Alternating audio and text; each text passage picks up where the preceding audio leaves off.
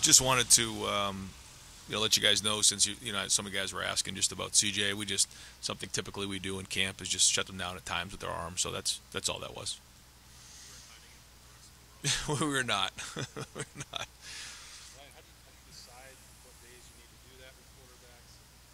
It just depends on kind of their how much they've been throwing, how much we've been throwing, and how tired they get. So we just kind of rely on them. No, I wish I could orchestrate everything like that, but that's just how it goes.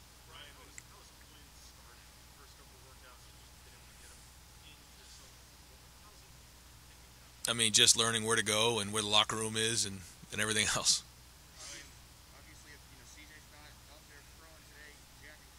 Right. Yeah, what a great opportunity today for them to really step up and take reps with the ones, and big evaluation this week for those guys as well. And now that we got a few reps this week with the ones, and then by Friday, I think we need to find out who's game ready, and so this is a big week for everybody, but certainly those guys as well. Yeah, he's going to be practicing here real soon. Nah, we're going to kind of get to the end of the week, and then we'll kind of sit down, and that's when a lot of hard decisions have to be made. But very, very impressed with those guys. I think we've created some depth there and some versatility at different positions. And again, a couple more practices here this week, and then we'll kind of decide how we start to prepare for Minnesota.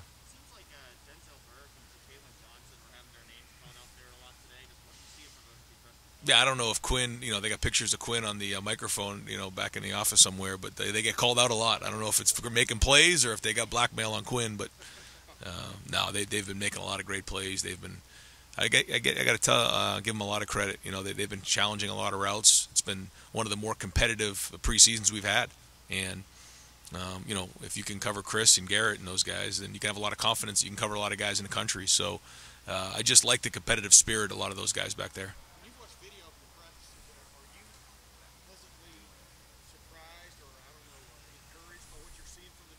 I am. I am. Yep, for sure. Just the competitive nature. Every ball's contested. I think that the D line has done a really good job of getting pressure on the quarterbacks. I think just across the board, the one-on-one matchups have been competitive this preseason, and so that's got to lead you to believe that it's going to, lead to a promising season. We'll see. Guys still have to play and step up, but there's been a lot of really good practices, a lot of physicality. I think that's the other part of this preseason that I've been impressed with is how hard we've practiced, and that was another reason we took the pads off today.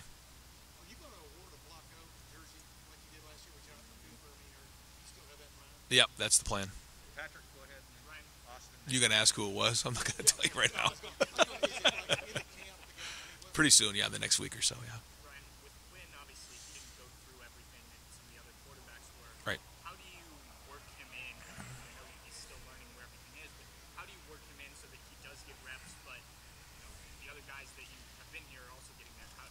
Well, there's just so much for him to learn in such a short period of time.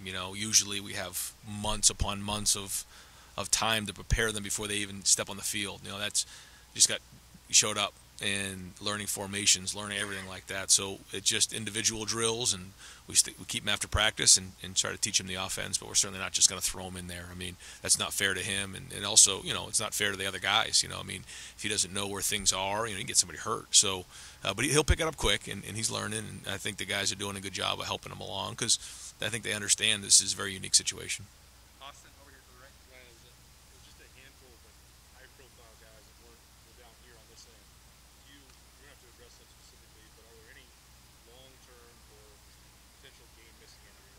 No, not that I can forecast. No, this is the third week of camp, and we're battered and bruised. And I got to give there's some guys out there that are working through some injuries right now. A lot of credit, and we're a lot of guys have been practicing hard and taping up their ankles and their wrists and everything like that. That's part of camp, and if they can't go, then they can't go, and that's part of the pit. Yeah.